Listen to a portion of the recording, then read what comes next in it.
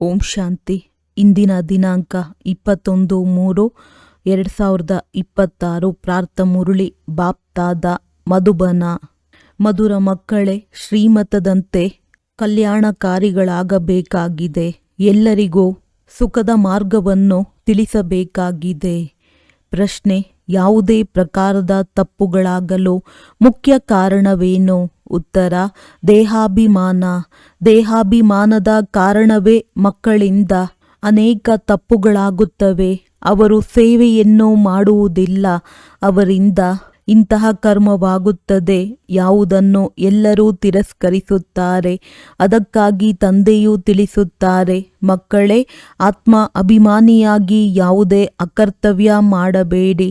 ಶಿರಖಂಡವಾಗಿ ಸರ್ವೀಸಿನ ಒಳ್ಳೊಳ್ಳೆಯ ಉಪಾಯಗಳನ್ನು ರಚಿಸಿ. ಮುರುಳಿಯನ್ನು ಕೇಳಿ ಧಾರಣೆ ಮಾಡಿಕೊಳ್ಳಿ. ಇದರಲ್ಲಿ ನಿರ್ಲಕ್ಷ್ಯವಾಗಬೇಡಿ. ಗೀತೆ: ಆಕಾಶ ಸಿಂಹಾಸನವನ್ನು ಬಿಟ್ಟು ಬಾ. ಓಂ ಶಾಂತಿ. ಆತ್ಮಿಕ ಮಕ್ಕಳ ಪ್ರತಿ ಆತ್ಮಿಕ ತಂದೆಯ ಶ್ರೀಮತವಾಗಿದೆ. ಈಗ ನಾನು ಎಲ್ಲ ಸೇವಾ ಕೇಂದ್ರಗಳ ಮಕ್ಕಳೊಂದಿಗೆ ಮಾತನಾಡುತ್ತಿದ್ದೇನೆ. ನಿಮ್ಮ ಬಳಿ ತ್ರಿಮೂರ್ತಿ, ಗೋಲ, ಕಲ್ಪವೃಕ್ಷ, ಏಣಿ, ಲಕ್ಷ್ಮೀ ನಾರಾಯಣ ಮತ್ತು ಶ್ರೀಕೃಷ್ಣನ ಚಿತ್ರ, ಈ 6 ಚಿತ್ರಗಳು ಮುಖ್ಯವಾಗಿದೆ. ಇದು ಪೂರ್ಣ ಪ್ರದರ್ಶನಿಯಾಗಿದೆ. ಇದರಲ್ಲಿ ಎಲ್ಲ ಸಾರವೂ ಬಂದು ಬಿಡುತ್ತದೆ. ಹೇಗೆ ಜಾಹೀರಾತಿಗಾಗಿ ನಾಟಕದ ಪರದೆಗಳನ್ನು ಮಾಡಲಾಗುತ್ತದೆ, ಅದೆಂದು ಮಳೆ ಇತ್ಯಾದಿಗಳಿಗೆ ಹಾಳಾಗುವುದಿಲ್ಲ. ಅದೇ ರೀತಿ ಈ ಮುಖ್ಯ ಚಿತ್ರಗಳನ್ನು ಮಾಡಿಸಬೇಕು. ಆತ್ಮಿಕ ಸೇವೆಯನ್ನು ವೃದ್ಧಿ ಮಾಡುವುದಕ್ಕಾಗಿ, ಭಾರತವಾಸಿ ಮನುಷ್ಯರ ಕಲ್ಯಾಣ ಮಾಡುವುದಕ್ಕಾಗಿ ಮಕ್ಕಳಿಗೆ ಶ್ರೀಮತ ಸಿಗುತ್ತದೆ. ಕಲ್ಯಾಣಕಾರಿ ಬೇಹದ್ದಿನ ತಂದೆಯಾಗಿದ್ದಾರೆ ಎಂದು ಆಡುತ್ತಾರೆ. ಅಂದಮೇಲೆ ಅವಶ್ಯವಾಗಿ ಯಾರೋ ಅಕಲ್ಯಾಣಕಾರಿಯೂ ಇರಬೇಕಲ್ಲವೇ? ಆ ಕಾರಣದಿಂದಲೇ ತಂದೆಯು ಬಂದು ಮತ್ತೆ ಕಲ್ಯಾಣ ಮಾಡಬೇಕಾಗುತ್ತದೆ. ಆತ್ಮಿಕ ಮಕ್ಕಳು ಯಾರ ಕಲ್ಯಾಣವಾಗುತ್ತಿದೆಯೋ ಅವರೇ ಈ ಮಾತುಗಳನ್ನು ಅರಿತುಕೊಳ್ಳುತ್ತಾರೆ. ಹೇಗೆ ನಮ್ಮ ಕಲ್ಯಾಣವಾಗಿದೆಯೋ ಅದೇ ರೀತಿ ನಾವು ಅನ್ಯರ ಕಲ್ಯಾಣವನ್ನು ಮಾಡಬೇಕು. ಹೇಗೆ ತಂದೆಗೂ ಸಹ ಹೇಗೆ ಮಕ್ಕಳ ಕಲ್ಯಾಣ ಮಾಡುವುದು ಎಂದು ಚಿಂತನೆ ನಡೆಯುತ್ತದೆ. ಯುಕ್ತಿಗಳನ್ನು ತಿಳಿಸುತ್ತಿದ್ದಾರೆ. 6x9 ಸೈಜ್ನ ಶೀಟ್ನ ಮೇಲೆ ಈ ಚಿತ್ರಗಳನ್ನು ಮಾಡಿಸಬೇಕು. ದೆಹಲಿಯಂತಹ ನಗರಗಳಲ್ಲಿ ಬಹಳಷ್ಟು ಮಂದಿ ಬರುತ್ತಾರೆ. ಅಲ್ಲಿ ಸರ್ಕಾರದ ಸಭೆ ಸೇರುತ್ತದೆ. ಅಂತಹ ಕಡೆ ಅನೇಕ ಮನುಷ್ಯರು ಬರುತ್ತಾರೆ. ಅಲ್ಲಿ ಈ ಚಿತ್ರಗಳನ್ನು ಹಾಕಬೇಕು. ಅನೇಕರ ಕಲ್ಯಾಣ ಮಾಡುವ ಅರ್ಥವಾಗಿ ತಂದೆಯು ಮತ ಕೊಡುತ್ತಾರೆ. ಇಂತಹ ತಿನ್ ಶೀಟ್ನ ಮೇಲೆ ಬಹಳ ಚಿತ್ರಗಳನ್ನು ಮಾಡಿಸಬಹುದು. ದೇಹಿ ಅಭಿಮಾನಿಯಾಗಿ ತಂದೆಯ ಸರ್ವಿಸ್ನಲ್ಲಿ ತೊಡಗಬೇಕಾಗಿದೆ. ತಂದೆಯು ಸಲಹೆ ನೀಡುತ್ತಾರೆ. ಇಂತಹ ಚಿತ್ರಗಳನ್ನು ಹಿಂದಿ ಮತ್ತು ಆಂಗ್ಲ ಭಾಷೆಯಲ್ಲಿ ಮಾಡಿಸಬೇಕು. ಈ 6 ಚಿತ್ರಗಳನ್ನು ಮುಖ್ಯ ಸ್ಥಾನಗಳಲ್ಲಿ ಹಾಕಬೇಕಾಗಿದೆ. ಒಂದು ವೇಳೆ ಇಂತಹ ಮುಖ್ಯ ಸ್ಥಾನಗಳಲ್ಲಿ ಚಿತ್ರಗಳನ್ನು ಹಾಕಿದ್ದೇ ಆದರೆ ತಿಳಿದುಕೊಳ್ಳುವುದಕ್ಕಾಗಿ ನಿಮ್ಮ ಬಳಿ ಸಾವಿರಾರು ಮಂದಿ ಬರುತ್ತಾರೆ. ಆದರೆ ಮಕ್ಕಳಲ್ಲಿ ದೇಹಾಭಿಮಾನವಿರುವ ಕಾರಣ ಬಹಳ ತಪ್ಪುಗಳಾಗುತ್ತವೆ. ನಾನು ಪಕ್ಕಾ ಆತ್ಮ ಅಭಿಮಾನಿಯಾಗಿದ್ದೇನೆ ಎಂದು ಯಾರೂ ತಿಳಿದುಕೊಳ್ಳಬೇಡಿ. ತಪ್ಪುಗಳಂತೂ ಬಹಳಷ್ಟು ಆಗುತ್ತಿರುತ್ತವೆ. ಸತ್ಯವನ್ನು ತಿಳಿಸುವುದಿಲ್ಲ.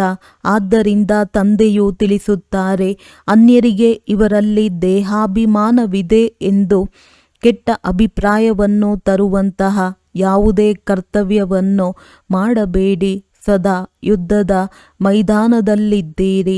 ಅನ್ಯ ಸ್ಥಾನಗಳಲ್ಲಿ 10-20 ವರ್ಷಗಳವರೆಗೆ ಯುದ್ಧ ನಡೆಯುತ್ತದೆ.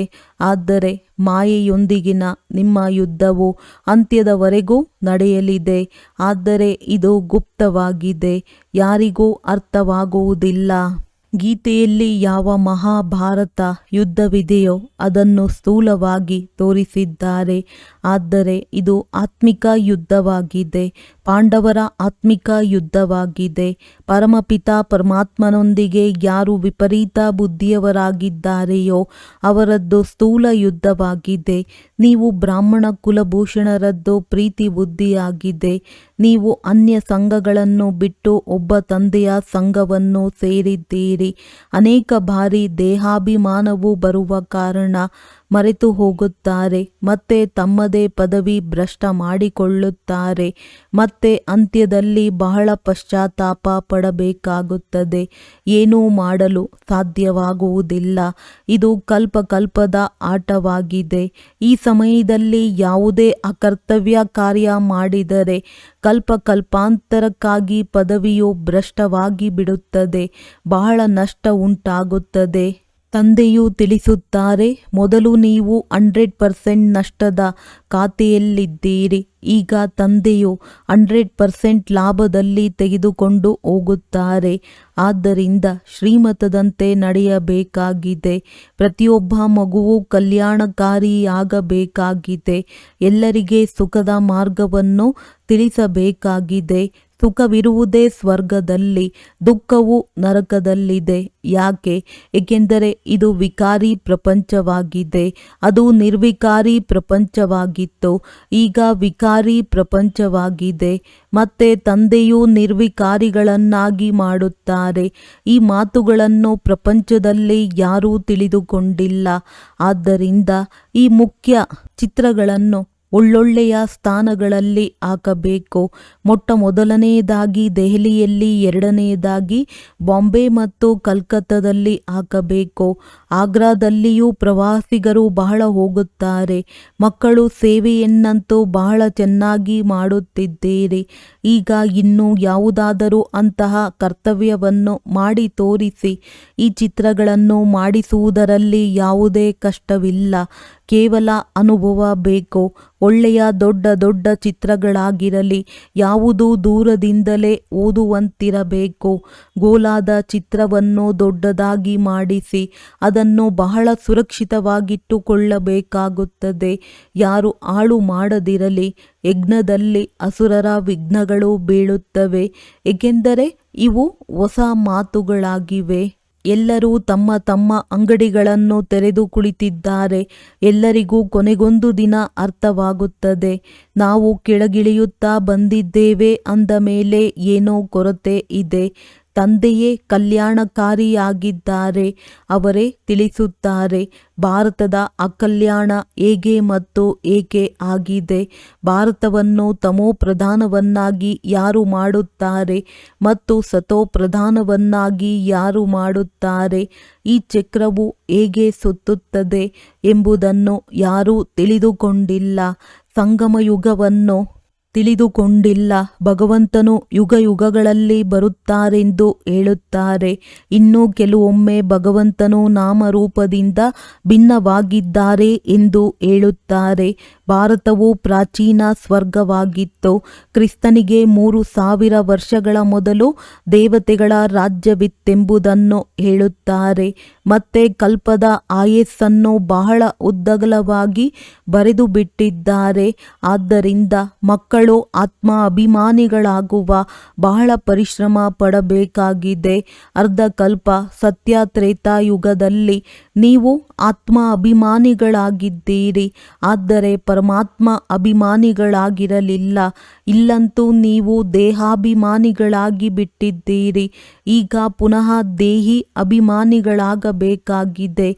ಯಾತ್ರೆ ಎಂಬ ಶಬ್ದವೂ ಇದೆ, ಆದರೆ ಅದರ ಅರ್ಥವನ್ನು ತಿಳಿದುಕೊಂಡಿಲ್ಲ. ಮನ್ಮನಾಭವದ ಅರ್ಥವಾಗಿದೆ ಆತ್ಮಿಕ ಯಾತ್ರೆಯಲ್ಲಿರಿ. ಏ ಆತ್ಮಗಳೇ, ತಂದೆಯಾದ ನನ್ನನ್ನು ನೆನಪು ಮಾಡಿ. ಕೃಷ್ಣನಂತೂ ಈ ರೀತಿ ಹೇಳಲು ಸಾಧ್ಯವಿಲ್ಲ. ಕೃಷ್ಣನು ಗೀತೆಯ ಭಗವಂತನಾಗಲು ಹೇಗೆ ಸಾಧ್ಯ? ಅವರ ಮೇಲೆ ಯಾರೂ ಕಳಂಕ ಹೊರಿಸಲು ಸಾಧ್ಯವಿಲ್ಲ. ಇದನ್ನು ತಂದೆಯೂ ತಿಳಿಸಿದ್ದಾರೆ. ಏಣಿಯನ್ನು ಇಳಿಯುವಾಗ ಅರ್ಧಕಲ್ಪ ಕಾಮಚಿತೆಯ ಮೇಲೆ ಕುಳಿತು ಕಪ್ಪಾಗಿ ಬಿಡುತ್ತೀರಿ. ಈಗ ಕಬ್ಬಿಣದ ಯುಗವಾಗಿದೆ. ಅವರ ಸಂಪ್ರದಾಯಗಳು ಸಹ ಕಪ್ಪಾಗಿಯೇ ಇದೆ. ಆದರೆ ಎಲ್ಲರ ರೂಪವನ್ನು ಕಪ್ಪಾಗಿ ಹೇಗೆ ತೋರಿಸುವುದೋ ಚಿತ್ರಗಳನ್ನು ಸಹ ತಿಳುವಳಿಕೆ ಇಲ್ಲದೆ ಮಾಡಿಸಿ ಬಿಟ್ಟಿದ್ದಾರೆ. ಕೃಷ್ಣನನ್ನೇ ಶ್ಯಾಮ ಮತ್ತು ಸುಂದರ ಎಂದು ಹೇಳುವುದು ಇದು ಹೇಗೆ ಸಾಧ್ಯ? ಇಂಥವರಿಗೆ ಅಂಧಶ್ರದ್ಧೆಯಿಂದ ಗೊಂಬೆ ಪೂಜೆ ಮಾಡುವವರೆಂದು ಹೇಳಲಾಗುತ್ತದೆ. ಗೊಂಬೆಗಳಿಗೆ ಯಾವುದೇ ನಾಮ ರೂಪ ಕರ್ತವ್ಯವಿರುವುದಿಲ್ಲ. ಹಾಗೆಯೇ ನೀವು ಸಹ ಮೊದಲು ಗೊಂಬೆ ಪೂಜೆ ಮಾಡುತ್ತಿದ್ದೀರಿ. ಅರ್ಥವೇನನ್ನೂ ತಿಳಿದುಕೊಂಡಿರಲಿಲ್ಲ. ಆದ್ದರಿಂದ ತಂದೆಯು ತಿಳಿಸುತ್ತಾರೆ, ಪ್ರದರ್ಶನಿಯ ಮುಖ್ಯ ಚಿತ್ರಗಳನ್ನು ಮಾಡಿಸಿ ಕಮಿಟಿ ಮಾಡಿ. ಪ್ರದರ್ಶನಿಯ ಹಿಂದೆ ಪ್ರದರ್ಶನಿ ನಡೆಯುತ್ತಿರಲಿ. ಬಂಧನ ಮುಕ್ತರಂತೂ ಅನೇಕರಿದ್ದಾರೆ. ಕನ್ಯೆಯರು ವಾನಪ್ರಸ್ಥಿಗಳು ಬಂಧನ ಮುಕ್ತರಾಗಿದ್ದಾರೆ. ಅಂದ ಮೇಲೆ ನೀವು ಮಕ್ಕಳು ಆದೇಶವನ್ನು ಕಾರ್ಯದಲ್ಲಿ ತರಬೇಕು. ಇವರು ಗುಪ್ತ ಪಾಂಡವರಾಗಿದ್ದಾರೆ. ಇದು ಯಾರಿಗೂ ಅರ್ಥವಾಗುವುದಿಲ್ಲ. ತಂದೆಯೂ ಗುಪ್ತ, ಜ್ಞಾನವೂ ಗುಪ್ತವಾಗಿದೆ. ಅಲ್ಲಿ ಮನುಷ್ಯರು ಮನುಷ್ಯರಿಗೆ ಜ್ಞಾನ ಕೊಡುತ್ತಾರೆ. ಇಲ್ಲಿ ಪರಮಾತ್ಮನು ಆತ್ಮರಿಗೆ ಜ್ಞಾನ ಕೊಡುತ್ತಾರೆ. ಆತ್ಮವೇ ಜ್ಞಾನವನ್ನು ತೆಗೆದುಕೊಳ್ಳುತ್ತದೆ. ಆದರೆ ಇದು ಅರ್ಥವಾಗುವುದೇ ಇಲ್ಲ, ಏಕೆಂದರೆ ಅವರು ಆತ್ಮವನ್ನು ನಿರ್ಲೇಪವೆಂದು ಹೇಳುತ್ತಾರೆ. ವಾಸ್ತವದಲ್ಲಿ ಆತ್ಮವೇ ಎಲ್ಲವನ್ನು ಮಾಡುತ್ತದೆ. ಆತ್ಮವೇ ಕರ್ಮಗಳನುಸಾರ ಪುನರ್ಜನ್ಮವನ್ನು ತೆಗೆದುಕೊಳ್ಳುತ್ತದೆ. ತಂದೆಯು ಇವೆಲ್ಲ ಮಾತುಗಳನ್ನು ಚೆನ್ನಾಗಿ ಮುದ್ದಿಯಲ್ಲಿ ಹಾಕುತ್ತಾರೆ. ಎಲ್ಲ ಸೇವಾ ಕೇಂದ್ರಗಳಲ್ಲಿ ನಂಬರ್ವಾರ್ ದೇಹಿ ಅಭಿಮಾನಿಗಳಿದ್ದಾರೆ. ಯಾರು ಚೆನ್ನಾಗಿ ತಿಳಿದುಕೊಳ್ಳುವರೋ ಅವರು ಮತ್ತೆ ಅನ್ಯರಿಗೆ ತಿಳಿಸುತ್ತಾರೆ. ದೇಹಾಭಿಮಾನಿಗಳು ತಿಳಿದುಕೊಳ್ಳುವುದೂ ಇಲ್ಲ, ತಿಳಿಸುವುದೂ ಇಲ್ಲ, ನನಗೇನೂ ಅರ್ಥವಾಗುವುದಿಲ್ಲ ಎಂದು ಹೇಳುವುದೂ ಸಹ ದೇಹಾಭಿಮಾನವಾಗಿದೆ. ಅರೆ, ನೀವಂತೂ ಆತ್ಮರಾಗಿದ್ದೀರಿ. ತಂದೆಯು ಆತ್ಮರಿಗೆ ಕುಳಿತು ತಿಳಿಸುತ್ತಾರೆ, ಬುದ್ಧಿಯು ತೆರೆದು ಬಿಡಬೇಕು. ಅದೃಷ್ಟದಲ್ಲಿಲ್ಲವೆಂದರೆ ಬುದ್ಧಿಯ ಬೀಗವೂ ತೆರೆಯುವುದಿಲ್ಲ. ಆದ್ದರಿಂದ ತಂದೆಯು ಪುರುಷಾರ್ಥ ಮಾಡಿಸುತ್ತಾರೆ. ಆದರೆ ಅದೃಷ್ಟದಲ್ಲಿಲ್ಲವೆಂದರೆ ಪುರುಷಾರ್ಥವೂ ಇಲ್ಲ. ಇದು ಬಹಳ ಸಹಜವಾಗಿದೆ. ಕೇವಲ ತಂದೆ ಮತ್ತು ಆಸ್ತಿಯನ್ನು ತಿಳಿದುಕೊಳ್ಳಬೇಕಾಗಿದೆ. ಬೇಹದ್ದಿನ ತಂದೆಯಿಂದ ಆಸ್ತಿಯೂ ಸಿಗುತ್ತದೆ. ನೀವು ಭಾರತವಾಸಿಗಳೆಲ್ಲರೂ ದೇವಿ ದೇವತೆಗಳಾಗಿದ್ದೀರಿ. ಪ್ರಜೆಗಳು ಅದೇ ರೀತಿ ಇದ್ದಾರೆ. ಈ ಸಮಯದಲ್ಲಿ ಪತಿತರಾಗಿ ಬಿಟ್ಟಿದ್ದಾರೆ. ಎಷ್ಟೊಂದು ತಿಳಿಸಲಾಗುತ್ತದೆ. ತಮ್ಮನ್ನು ಆತ್ಮನೆಂದು ತಿಳಿದು ತಂದೆಯನ್ನು ನೆನಪು ಮಾಡಿ, ನಾನು ನಿಮ್ಮನ್ನು ದೇವಿ ದೇವತೆಗಳನ್ನಾಗಿ ಮಾಡಿದ್ದೆನು, ನೀವೀಗ ಏನಾಗಿ ಬಿಟ್ಟಿದ್ದೀರಿ. ಇದು ಕುಂಭಿಪಾಕ ನರ್ಕವಾಗಿದೆ. ವಿಷಯ ವೈತರಣಿ ನದಿಯಲ್ಲಿ ಮನುಷ್ಯರನ್ನು, ಪ್ರಾಣಿ ಪಕ್ಷಿ ಇತ್ಯಾದಿ ಎಲ್ಲವನ್ನು ಒಂದೇ ಸಮಾನವಾಗಿ ತೋರಿಸುತ್ತಾರೆ. ಇಲ್ಲಂತೂ ಮನುಷ್ಯರು ಇನ್ನೂ ಕೆಟ್ಟು ಹೋಗಿದ್ದಾರೆ. ಮನುಷ್ಯರಲ್ಲಿ ಕ್ರೋಧವೂ ನೋಡಿ ಎಷ್ಟೊಂದಿದೆ. ಲಕ್ಷಾಂತರ ಜನರನ್ನು ಸಾಯಿಸುತ್ತಾರೆ. ಯಾವ ಭಾರತವು ವೇಶ್ಯಾಲಯವಾಗಿದೆ, ಇದನ್ನು ಶಿವಾಲಯವನ್ನಾಗಿ ಶಿವ ತಂದೆಯೇ ಮಾಡುತ್ತಾರೆ. ತಂದೆಯು ಎಷ್ಟು ಚೆನ್ನಾಗಿ ತಿಳಿಸುತ್ತಾರೆ. ಹೀಗೆ ಮಾಡಿ ಎಂದು ಸಲಹೆ ನೀಡುತ್ತಾರೆ. ಮಕ್ಕಳೇ, ಚಿತ್ರಗಳನ್ನು ಮಾಡಿಸಿ ಮತ್ತು ದೊಡ್ಡ ದೊಡ್ಡ ವ್ಯಕ್ತಿಗಳಿಗೆ ತಿಳಿಸಿ. ಈ ಪ್ರಾಚೀನ ಯೋಗ, ಪ್ರಾಚೀನ ಜ್ಞಾನವನ್ನು ಎಲ್ಲರೂ ಕೇಳಬೇಕಾಗಿದೆ. ಆದ್ದರಿಂದ ಹಾಲ್ ತೆಗೆದುಕೊಂಡು ಪ್ರದರ್ಶನಿಯನ್ನಿಡಿ. ಅವರಿಂದ ಹಣ ಇತ್ಯಾದಿಗಳೇನನ್ನೂ ಪಡೆಯಬೇಡಿ. ಆದರೂ ಯಾರಾದರೂ ಸರಿಯಾಗಿ ತಿಳಿದುಕೊಂಡರೆ ಅವರಿಂದ ಬಾಡಿಗೆಯನ್ನು ತೆಗೆದುಕೊಳ್ಳಿ. ತಾವು ಚಿತ್ರಗಳನ್ನು ನೋಡಿದರೆ ಹಣವನ್ನು ಕೂಡಲೇ ಹಿಂತಿರುಗಿಸಿ ಬಿಡುವರು. ಕೇವಲ ಯುಕ್ತಿಯಿಂದ ತಿಳಿಸಬೇಕು. ತಮ್ಮ ಕೈಯಲ್ಲಿ ಅಧಿಕಾರವಿರುತ್ತದೆ ಎಲ್ಲವೇ, ಏನು ಬೇಕಾದರೂ ಮಾಡಬಹುದು. ಆದರೆ ಅವರು ತಿಳಿದುಕೊಳ್ಳುವರೆ. ವಿನಾಶಕಾಲೇ ವಿಪರೀತ ಬುದ್ಧಿಯವರಂತೂ ವಿನಾಶವನ್ನೇ ಪ್ರಾಪ್ತಿ ಹೊಂದಿದರು. ಪಾಂಡವರಂತೂ ಭವಿಷ್ಯದಲ್ಲಿ ಪದವಿಯನ್ನು ಪಡೆದರು. ಆದರೂ ರಾಜ್ಯವು ಕೊನೆಯಲ್ಲಿ ಭವಿಷ್ಯದಲ್ಲಿರುವುದು, ಈಗ ಇರುವುದಿಲ್ಲ. ಈ ಮನೆ ಇತ್ಯಾದಿಗಳೆಲ್ಲವೂ ಮಣ್ಣು ಪಾಲಾಗುತ್ತದೆ. ಈಗ ತಂದೆಯು ತಿಳಿಸುತ್ತಾರೆ, ಪ್ರದರ್ಶನಿಯನ್ನು ಮಾಡಬೇಕು. ಬಹಳ ಚೆನ್ನಾಗಿ ಕಾರ್ಡಿನ ಮೇಲೆ ನಿಮಂತ್ರಣ ಕೊಡಬೇಕು.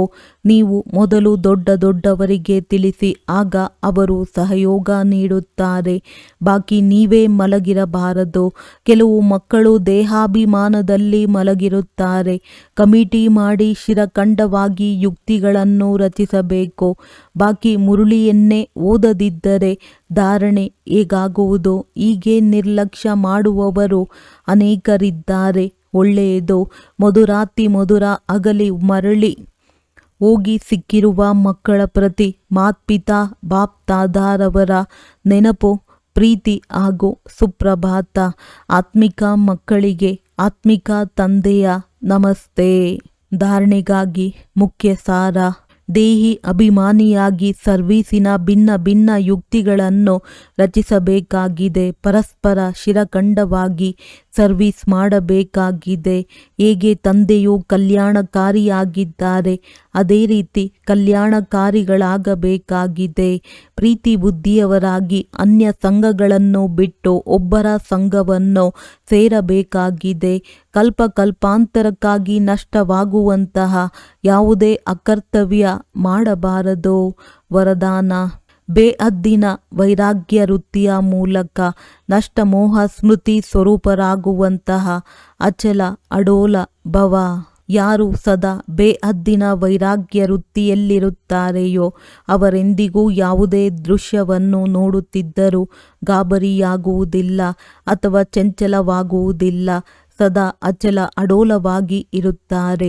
ಏಕೆಂದರೆ ಬೇಅದ್ದಿನ ವೈರಾಗ್ಯ ವೃತ್ತಿಯಿಂದ ನಷ್ಟಮೋಹ ಸ್ಮೃತಿ ಸ್ವರೂಪರು ಆಗಿಬಿಡುತ್ತಾರೆ. ಒಂದು ವೇಳೆ ಅಲ್ಪ ಸ್ವಲ್ಪವೇನಾದರೂ ನೋಡಿದರೂ ಏರುಪೇರಾಗುತ್ತದೆ ಅಥವಾ ಮೋಹವು ಉತ್ಪನ್ನವಾಗಬಹುದು. ಆಗ ಅಂಗದನ ಸಮಾನ ಅಚಲ ಅಡೋಲವೆಂದು ಹೇಳುವುದಿಲ್ಲ. ಬೇಅದ್ದಿನ ವೈರಾಗ್ಯ ವೃತ್ತಿಯಲ್ಲಿ ಗಂಭೀರತೆಯ ಜೊತೆಗೆ ರಮಣೀಕತೆಯು ಸಮಾವೇಶವಾಗಿರುತ್ತದೆ. ಸ್ಲೋಗನ್: ರಾಜ್ಯಾಧಿಕಾರಿ ಆಗುವುದರ ಜೊತೆಗೆ ಬೇಅದ್ದಿನ ವೈರಾಗಿಗಳಾಗಿ ಇರುವುದೇ ರಾಜಋಷಿಯ ಸಂಕೇತವಾಗಿದೆ. ಮಾತೇಶ್ವರಿಜಿಯವರ ಅಮೂಲ್ಯ ಮಹಾವಾಕ್ಯ: ಆತ್ಮ ಎಂದೂ ಪರಮಾತ್ಮನ ಅಂಶ ಆಗಲು ಸಾಧ್ಯವಿಲ್ಲ. ಬಹಳ ಮನುಷ್ಯರು ಹೀಗೆ ತಿಳಿಯುತ್ತಾರೆ: ನಾವು ಆತ್ಮಗಳು ಪರಮಾತ್ಮನ ಅಂಶವಾಗಿದ್ದೇವೆ. ಅಂಶ ಎಂದು ಹೇಳಲಾಗುವುದು ಒಂದು ತುಂಡಿಗೆ. ಒಂದು ಕಡೆ ಹೇಳುತ್ತಾರೆ ಪರಮಾತ್ಮ ಅನಾದಿ ಮತ್ತು ಅವಿನಾಶಿಯಾಗಿದ್ದಾರೆ ಎಂದು. ಅಂದಾಗ ಈ ರೀತಿಯ ಅವಿನಾಶಿ ಪರಮಾತ್ಮನನ್ನು ತುಂಡುಗಳೆಂದು ಹೇಗೆ ಹೇಳುತ್ತಾರೆ? ಈಗ ಪರಮಾತ್ಮ ಹೇಗೆ ತುಂಡಾಗಲು ಸಾಧ್ಯ? ಆತ್ಮವೂ ಸಹ ಅಜರ ಅಮರ ಆಗಿದೆ. ಅಂದಾಗ ಅವಶ್ಯವಾಗಿ ಆತ್ಮಕ್ಕೆ ಜನ್ಮ ಕೊಡುವವರೂ ಸಹ ಅಮರರಾದರು ಎಂದಾಯಿತು. ಇಂತಹ ಅಮರ ಪರಮಾತ್ಮನನ್ನು ತುಂಡುಗಳಲ್ಲಿ ತರುವುದು ಎಂದರೆ ಪರಮಾತ್ಮನನ್ನು ಸಹ ವಿನಾಶಿ ಎಂದು ಹೇಳಿದ ಹಾಗೆ. ಆದರೆ ನಾವಂತೂ ತಿಳಿದಿರುವೆವು, ನಾವು ಆತ್ಮಗಳು ಪರಮಾತ್ಮನ ಸಂತಾನರು. ಅಂದಾಗ ನಾವು ಅವರ ವಂಶಜರಾದೆವು, ಅರ್ಥಾತ್ ಮಕ್ಕಳಾದೆವು. ಅಂದ ಮೇಲೆ ಅಂಶ ಆಗಲು ಹೇಗೆ ಸಾಧ್ಯ? ಆದ್ದರಿಂದ ಪರಮಾತ್ಮನ ಮಹಾವಾಕ್ಯವಿದೆ: ಮಕ್ಕಳೇ, ನಾನು ಸ್ವತಃ ಅಮರನಾಗಿದ್ದೇನೆ, ಹೊಳೆಯುತ್ತಿರುವ ಜ್ಯೋತಿಯಾಗಿದ್ದೇನೆ. ನಾನು ಎಂದೂ ನಂದಿ ಹೋಗುವುದಿಲ್ಲ ಮತ್ತು ಎಲ್ಲ ಮನುಷ್ಯ ಆತ್ಮಗಳ ದೀಪ ಬೆಳಗುತ್ತೆ ಹಾಗೂ ನಂದಿಯೂ ಸಹ ಹೋಗುತ್ತೆ. ಅವುಗಳನ್ನೆಲ್ಲ ಬೆಳಗಿಸುವಂಥವರು ಮತ್ತೆ ನಾನೇ. ಏಕೆಂದರೆ ಬೆಳಕು ಮತ್ತು ಶಕ್ತಿಯನ್ನು ಕೊಡುವಂಥವನು ನಾನಾಗಿದ್ದೇನೆ. ಬಾಕಿ ಇಷ್ಟಂತೂ ಖಂಡಿತ ಇದೆ: ನಾನು ಪರಮಾತ್ಮನ ಹೊಳಪು ಮತ್ತು ಆತ್ಮಗಳ ಹೊಳಪಿನಲ್ಲಿ ವ್ಯತ್ಯಾಸ ಅವಶ್ಯವಾಗಿದೆ.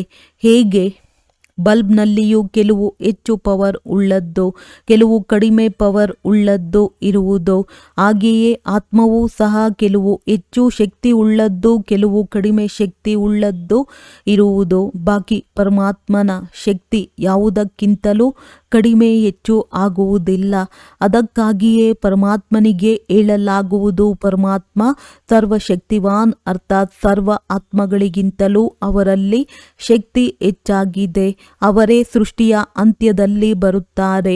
ಒಂದು ವೇಳೆ ಯಾರಾದರೂ ಪರಮಾತ್ಮ ಸೃಷ್ಟಿಯ ಮಧ್ಯದಲ್ಲಿ ಬರುತ್ತಾರೆ, ಅರ್ಥಾತ್ ಯುಗ ಯುಗದಲ್ಲಿ ಬರುತ್ತಾರೆ ಎಂದು ತಿಳಿದಿದ್ದರೆ, ಅಂದಾಗ ತಿಳಿಯಿರಿ ಪರಮಾತ್ಮ ಮಧ್ಯದಲ್ಲಿ ಬಂದಿದ್ದೇ ಆದರೆ ಪರಮಾತ್ಮ ಸರ್ವಶ್ರೇಷ್ಠ ಹೇಗೆ ಆಗುತ್ತಾರೆ? ಒಂದು ವೇಳೆ ಯಾರಾದರೂ ಪರಮಾತ್ಮ ಯುಗ ಯುಗದಲ್ಲಿ ಬರುತ್ತಾರೆ ಎಂದು ತಿಳಿದಿದ್ದರೆ, ಆಗ ಹೀಗೆ ತಿಳಿಯೋಣವೇ, ಪರಮಾತ್ಮ ಪದೇ ಪದೇ ತನ್ನ ಶಕ್ತಿಯನ್ನು ಉಪಯೋಗಿಸುತ್ತಾರೆ ಎಂದು. ಇಂತಹ ಸರ್ವಶಕ್ತಿವಂತನ ಶಕ್ತಿ ಇಷ್ಟರ ಮಟ್ಟಿಗೆ ಇದೆ.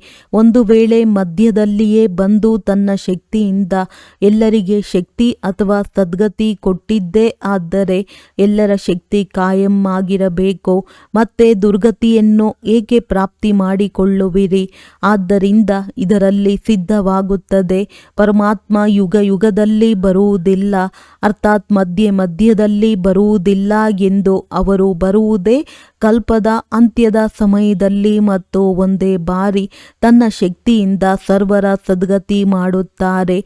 ಯಾವಾಗ ಪರಮಾತ್ಮನು ಇಷ್ಟು ದೊಡ್ಡ ಸೇವೆ ಮಾಡಿರುವ ಕಾರಣ ಅದರ ನೆನಪಾರ್ಥ ದೊಡ್ಡ ಶಿವಲಿಂಗವನ್ನು ಮಾಡಿರುವುದು ಮತ್ತು ಇಷ್ಟು ಪೂಜೆ ಮಾಡುತ್ತಾರೆ. ಆದ್ದರಿಂದ ಅವಶ್ಯವಾಗಿ ಪರಮಾತ್ಮ ಸತ್ಯ ಚೈತನ್ಯ ಮತ್ತು ಸುಂದರ ಸ್ವರೂಪರೂ ಆಗಿದ್ದಾರೆ. ಒಳ್ಳೆಯದು. ಓಂ ಶಾಂತಿ. ಅವ್ಯಕ್ತ ಸೂಚನೆ. ನಿಶ್ಚಯದ ಫೌಂಡೇಶನ್ ಬಲಗೊಳಿಸಿ ಸದಾ ನಿರ್ಭಯ ಮತ್ತು ನಿಶ್ಚಿಂತರಾಗಿರಿ. ವ್ಯರ್ಥ ಸಂಕಲ್ಪ ಅಥವಾ ಸಂಶಯದ ಮಾರ್ಜಿನ್ ಇದ್ದರೂ ಸಮರ್ಥ ಸಂಕಲ್ಪ ನಡೆಯಲಿ. ಸದಾ ತಂದೆಯ ರಕ್ಷಕರಾಗಿದ್ದಾರೆ, ಕಲ್ಯಾಣಕಾರಿಯಾಗಿದ್ದಾರೆ. ಈ ನಿಶ್ಚಯದ ವಿಜಯ ಅವಶ್ಯವಾಗಿ ಆಗುವುದು ಅಂದಾಗ ಪ್ರಶ್ನಾರ್ಥಕ ಚಿಹ್ನೆಯ ವಕ್ರದಾರಿಯನ್ನು ತೆಗೆದುಕೊಳ್ಳದೆ ಸದಾ ಕಲ್ಯಾಣದ ಬಿಂದುವನ್ನಿಡಿ. Full stop. ಈ ವಿಧಿಯಿಂದ ಪ್ರತಿ ಮಾತು ಸಹಜವೂ ಆಗುವುದು ಮತ್ತು ಸಿದ್ಧಿಯೂ ಪ್ರಾಪ್ತಿಯಾಗುವುದು. ಒಳ್ಳೆಯದು. ಓಂ ಶಾಂತಿ.